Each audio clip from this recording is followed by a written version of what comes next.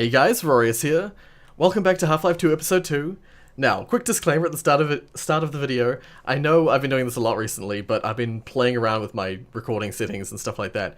I have been having problems with lag in my videos, and so I'm curious to see if, like, changing the settings up will make it not lag anymore. What I've done today is I am actually switching over to Shadowplay. So this game, the game footage is being recorded via Shadowplay, and my face is being recorded via OBS. So I'm hoping that this will go okay. This won't be weird or laggy or problematic, you know? Whatever the case, fingers crossed, everything goes okay. I've actually already tried to record this once. I got about 10 minutes in and realized that settings were not set up correctly. So, yeah. Let's do this again! For God's sake, Freeman, what is taking you so long? Oh, I cannot. I forgot to put the subtitles back on. It's all good. It's just him discovering that what he thought were crows were, in fact, Combine soldier people. Yeah. I would shoot that guy and stop the guy from dying, but it doesn't work. I'm pretty sure it's your Combine ball will just bounce off the an invisible wall, I believe. I think I killed this one though. No, I cannot. I can shoot through, but I cannot kill with the Combine ball. You can actually save these guys. I actually saved 2 of them last time, I think. Yeah, so I had 2 guys following me around at the end of the previous attempt. Oh god. Did not see him there. I used the Combine energy balls on these guys. Okay.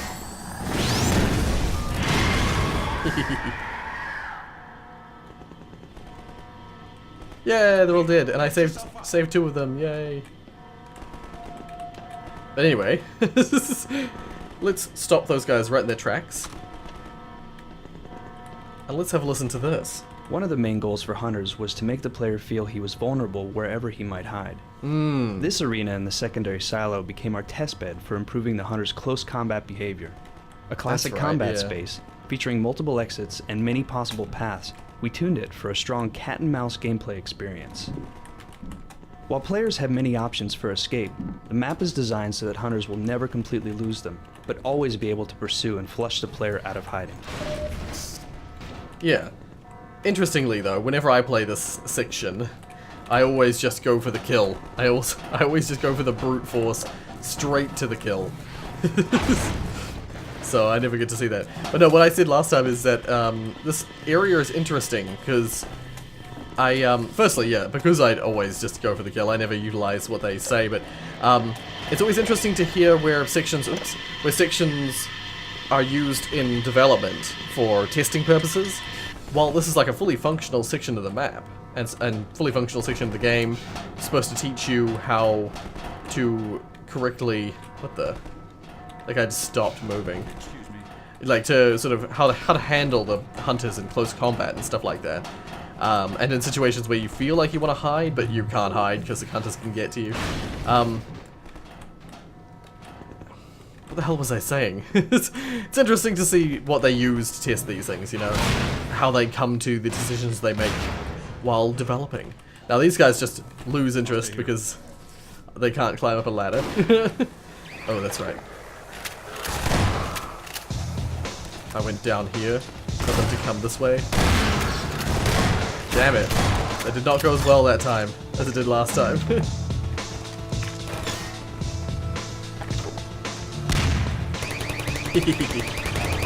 Aw, yeah. That's right. And also, last time I did this. Turn that on. Yeah. I like playing without the crosshair on. Just makes it feel more, like, fluid, somehow. Like, feels like you're not being hindered by the fact that you have, like, this cursor in your face all the time. Oh.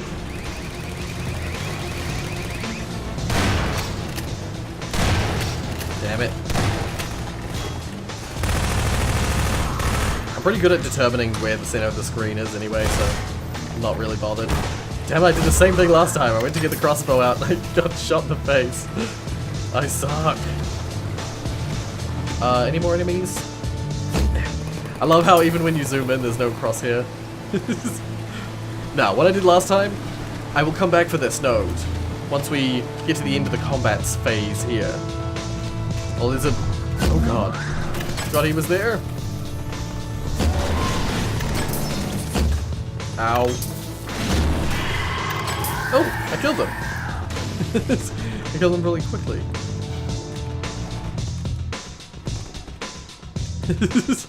Super zoomed in mode. Any more?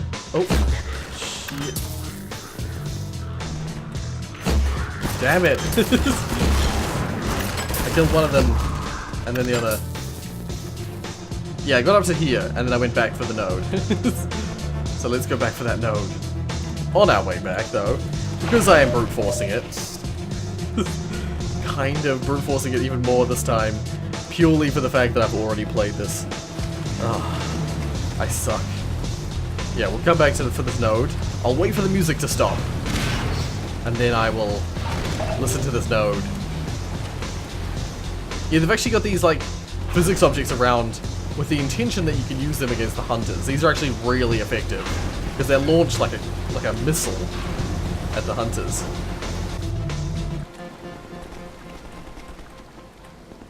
Okay, let's listen to this now. Level designers and Oh god, I did it Level again. designers and artists now have the ability to create unique effects as needed, for gameplay or to add dynamic life to a level. In this case, this simple water leak wouldn't have been possible before without involving a programmer to create a new class of effect. Thanks to the new particle system, unique effects like this are easily created as needed, without any programming. This leak adds a visual point of interest to the area, and also blocks direct line of sight into the nearby corridor, without blocking the space itself. These effects can be placed and controlled within levels, attached to animation events of characters, or called by code. Allowing particles to be attached to objects in the world, emitted from a model's hitboxes, and locked to bone positions allows them to serve a wide variety of functions, such as the new Vortigaunt beams or the burning effect of a zombie. We hope this feature will allow level and mod authors to create a wide variety of effects quickly and easily to suit their purposes. Interesting thing to note, though, is that the particle system, while very flexible, and it does, as he says, does allow for people to make particle effects without needing to know code knowledge, you know. They don't need to be able to code the particle effect, they just need to be able to visualize and input what they need to make new particle effects. I wouldn't say that it was particularly easy for modders. It's not like adding a skin or you know, a texture, I should say, a texture or a new sound effect or something. With the particle effects, you still need to edit a manifest file in order to get the particles to show up in-game.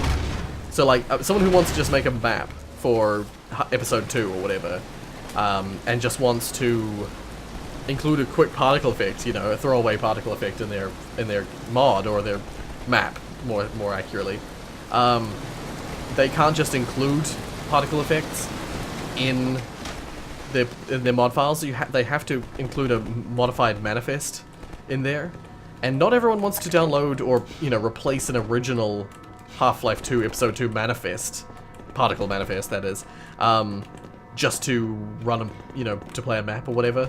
So a lot of people, as far as I recalled, a lot of people shied away from, a lot of map makers, just straight up map makers rather than mod makers, shied away from introducing new particle effects because of that. You know, there's no point. If you can use one of the original ones, there's not really much incentive to make new ones because you can't easily modify them. That being said, for mod authors and stuff, people who are releasing mods rather than maps, it's awesome. It means that you have so much more flexibility for particle effects. It means you don't have to use default ones because you can make your own. I believe, but prior to this, you would have to modify the... Yeah, because he mentioned that you had to basically... Oh. Yep. Yeah, this is where we could see over the top of this before. One of the Combine jumped down from here. It leads into the main silo. It's pretty cool. I like it. Yeah, so I believe before the new particle effects system that they introduced, people had to basically code their particle effects. I'm not 100% sure about that though, because I didn't come into modding until after they had already added in the particle effects system. like, with this episode came Portal, and Portal was the first game I modded properly. Portal was the first game I ever tried adding a particle effect to, and it was nice and simple. Really nice and simple. Oh, stay in my crosshairs. Stop moving. Yay! Yay! Alrighty. Let's make some progress. Have you heard a word I've been saying? It's up to Yes! you to seal the launch doors. I'm getting to it. You bastard. Magnuson is so, like... he comes across, he's so, like, self-centered. Oopsies. He's so self-centered. He does not understand nuance. He's quite the frustrating person to deal with.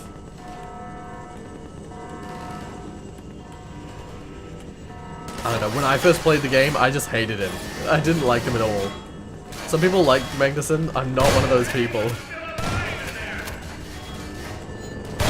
Like, he's a fine character, but he's not a likable character in any sense. Ooh, that was close. Oh, stop spawning. Screw you. Can I, like, grenade my... can I rocket launch it into there? I can. Awesome. Yay. Yeah, because you can come around here and see in, I believe. But yeah, this is how you close the doors. Oh, advisor.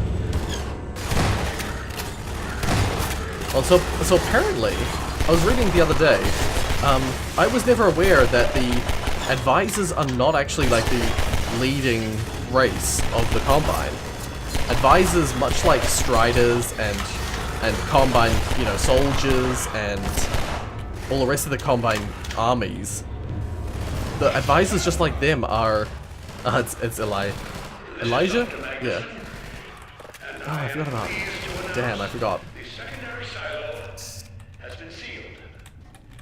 Well, back to work. Can I get at this?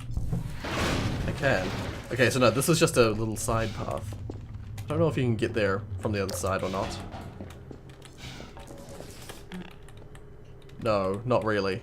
Oh wait, yes, this is the side path, yeah. So I could have, yeah, you can lob grenades through that side path. Alex! And I think it's Elijah. Gordon, Yay. thank goodness you're okay. Phew. Glad that's over. We couldn't get in till you sealed off the silo when the blast doors opened up. Right. Incredibly true. I better let my dad know you're all right. What the hell was I saying before? Oh right, yeah, the Dad? advisors, they're just, they're slaves like everyone else. Yes, he's fine. And thanks to him, the base is secure. Good. Yeah. We're about to watch the transmission from Judas. Ah, We'll head yes. right over. Well, The freemen must follow. yes. I shall.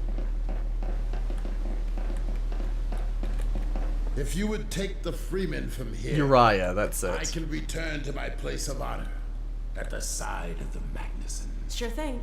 Thanks for the help. Dr. Kleiner told me that Judith headed north in a helicopter right after they got here. But he wouldn't tell me why. Excuse me? What? What? Why was she saying that to... That was weird. I think that might have been one of those, like, broken dialogue sections. I'm just gonna save it here real quick, just in case. I believe there's only 2 nodes in that whole map, so we've already seen those. We've got quite the cutscene section here. Yeah.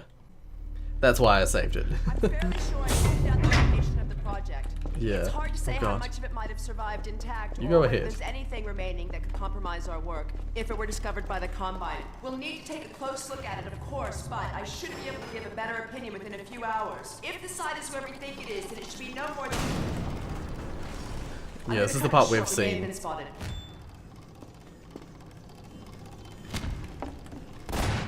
Never have let her go. There was no stopping her, Eli. Wait a moment. There's something else here? Yeah, this is the part you don't see The before Borealis! Good God. because it didn't exist Incredible. until What? The Episode 2. Borealis? It's real? Oh yes, quite real, despite its almost legendary stature. Our peers at Aperture Science were at work on a project of some promise, but in their rush to beat Black Mesa for funding, they must have compromised ordinary standards of risk. We heard their research vessel had simply disappeared, vanished, with all hands, and even part of the dry dock. Few believed the Borealis would ever be seen again. It should have been lost forever. Ah, but now that we've found it, we can use it against the Combine. Did you? Use it. That thing has to be destroyed. But think of the advantage for humanity. We can't simply waste all that Has potential. Black Mesa taught you anything? There's no controlling that kind of power. Well, yes. There's always a risk, Eli. But my goodness. But in the we current have state of coordinates, humanity. blueprints, hailing frequencies. Quite ingenious of Dr. Mossman to hide it all in the carrier wave. Well, that means she's still alive up there. But if the Combine catch her, they'll tear out everything she knows. There'll be nothing left of her. But we don't know for sure I won't that... take that chance.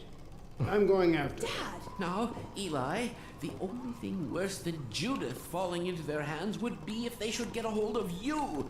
She may know the particulars of the Borealis, but you know everything about the Resistance.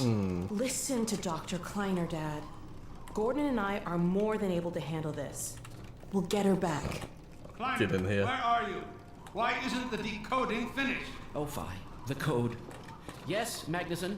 It just needs a little bit If longer. you're waiting for the Combine's go-ahead, they'll soon be here to give it to you in person. I'll hurry it along, Magnuson. I'll is he supposed to be on the back as soon as screens? I don't finish. know. I don't remember. Dad, are you okay? Not again. Yeah, here's a really interesting Can't let it happen again. scene. Not another Black Mesa. I mean, what have you got to lose? Prepare for unforeseen consequences. What That's did right. you say? Dad! Okay. It's okay. Just lean into me. I remember that being much more Let's get you off your impactful feet. Thank you, baby. in the I'll be fine. when I first played it. In a minute or two. Okay. Do you need anything? Actually, Alex, would you mind getting me a cup of tea? There's a hot plate in the old staff room. I'll be right back. Gordon, just keep an eye on him. We're not going anywhere. Thank you, baby. God damn it. Keeps pushing me.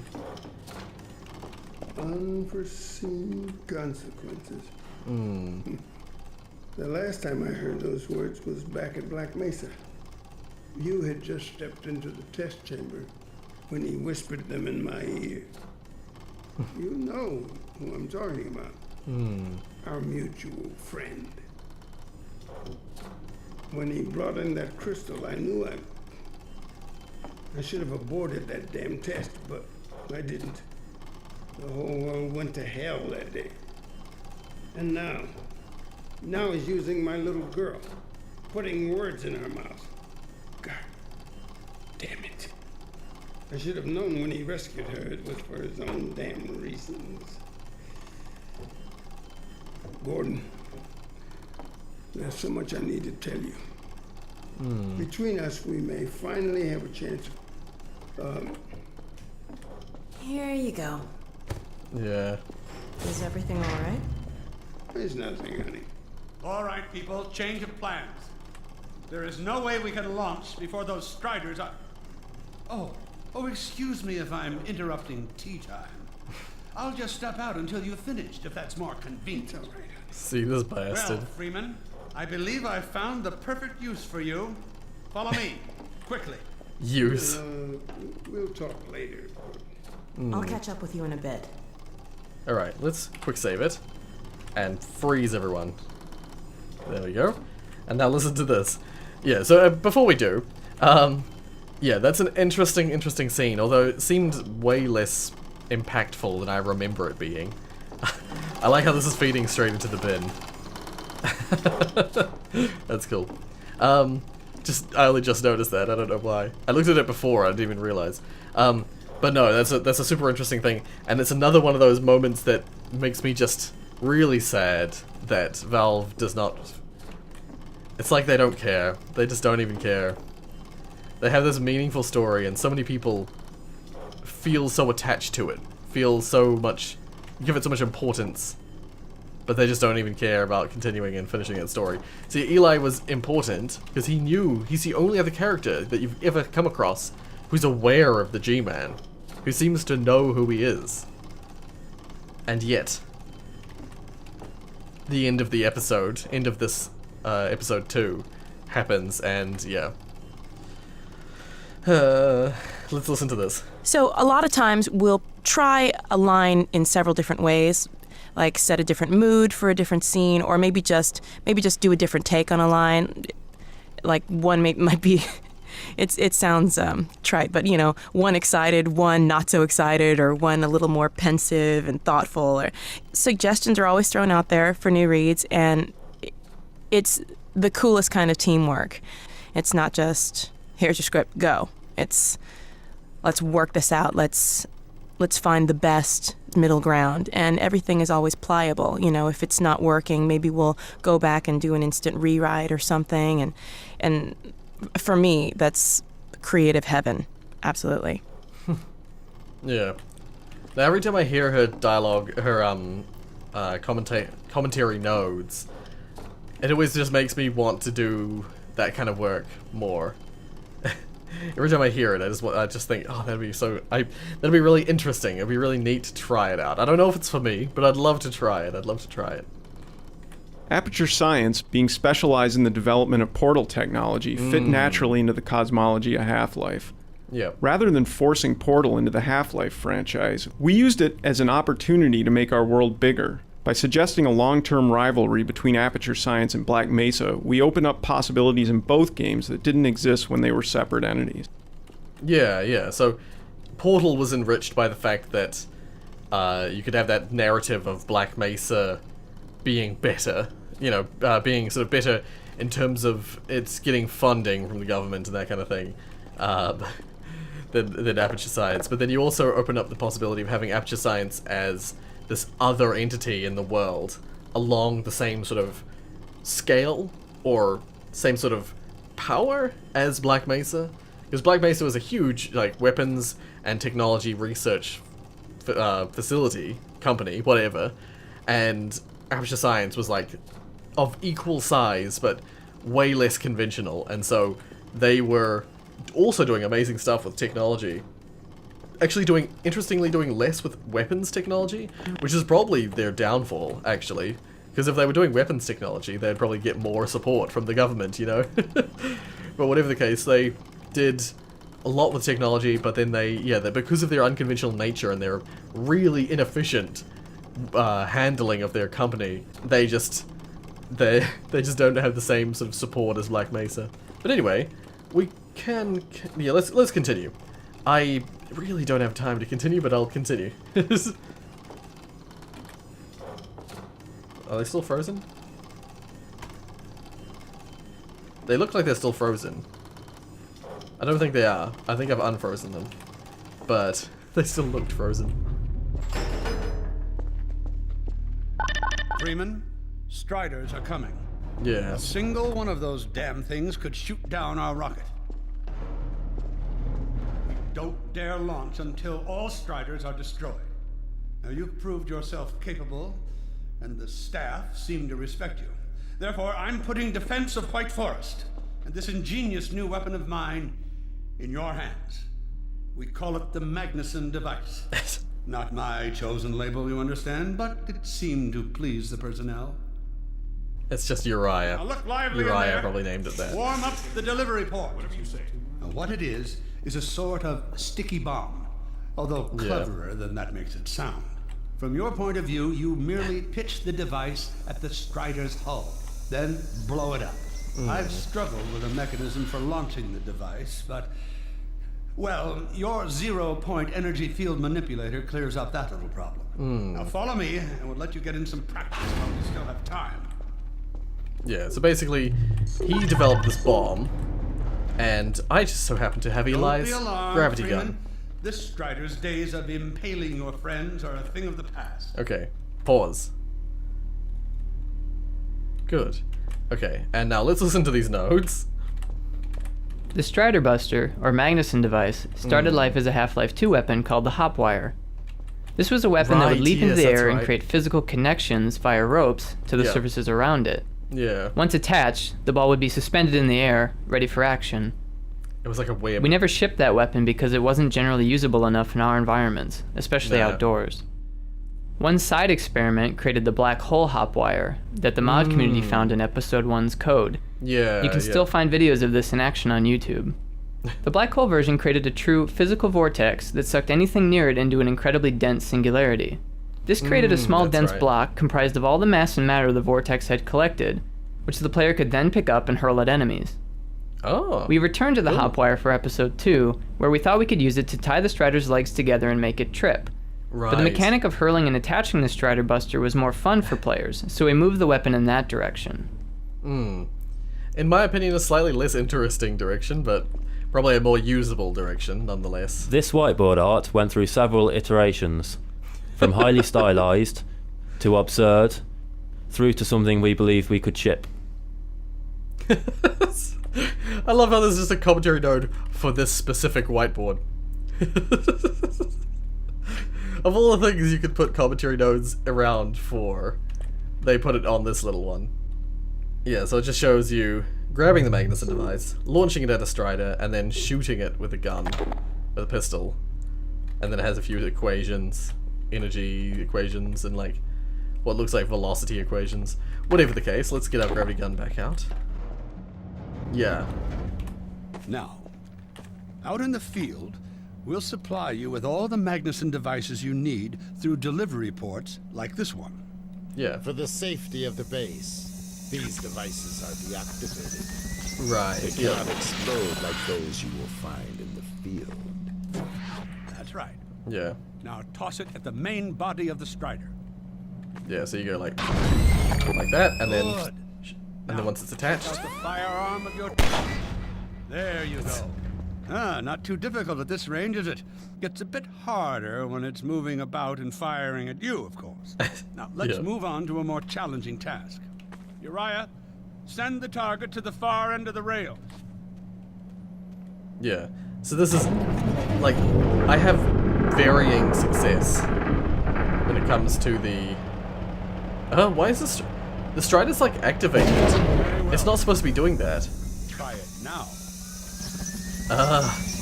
It's actually not supposed to be standing like that. Oopsies. A bit more challenging at this range, isn't it? Yeah, I'm limited success with the with these in the past. Yeah, the Strider's not supposed to be moving around like that. It's supposed to be tied up like a mannequin. But yeah, I suck at hitting these. I suck at landing these. I like these teleporters. And I like the Strider battle itself, but I don't like the actual use of these. I'm not particularly fond of lobbing something and then having to shoot it. If you just had to lob it at them, maybe. But the lobbing and then shooting, I don't know, I just don't get anything from it. It doesn't particularly please me. Whatever the case, let's listen to this. Fans of Half-Life 1 may remember a gag involving a microwave oven in the Black Mesa lunchroom. If you push the microwave button several times, Yep. the casserole inside it explodes. A memorable experience for many first-time players of Half-Life. In Episode 2, we thought it was finally time to let you know whose lunch you had ruined, and give you a chance at redemption. Yeah. So yeah, I think when I disabled and then re-enabled the AI, this got glitched out. He's not supposed to be standing free. I was like wondering why his legs were glitching backwards as it was moving backwards, but that's because he's bound to this object. And he's normally supposed to be like ragdolled, basically, attached directly to those posts. But because something happened and he's detached himself, and so he's sort of just like sliding back, the legs are like glitching out. Finding all the bugs. Whatever the case, let's listen to this now. I want to listen to this thing Had about enough? Your car is fueled and ready to go. Now, every building in the valley has its own dispenser port. Yeah. So you'll have ample supply of explosives. Now, I must get back to my rocket, Freeman. I'm relying on you not to squander my trust or my magnificence. Like I just threw at him. If you pull this off, I might just forgive you for that debacle at Black Mesa. You know the one I mean, involving a certain microwave casserole. That's the debacle at Black Mesa that he blames you for. I love that. I love that that inclusion there. I do love that little reference. But whatever the case, we'll leave that there. Hopefully, the shadow play has recorded all correctly, and hopefully it's nice and smooth, so that future recordings, I can keep on shadow play, and it will record really nicely. Fingers crossed. Fingers crossed. Whatever the case, if you like what you saw, hit like. If you want to see more from me, then subscribe.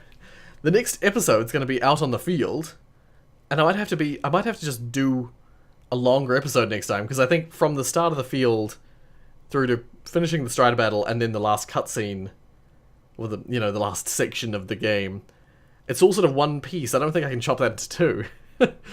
So we're going to have a long episode next time. I don't know how long it's going to be, but it'll be much longer than this episode. That's all I'll say. Thank you so much for watching, and as always,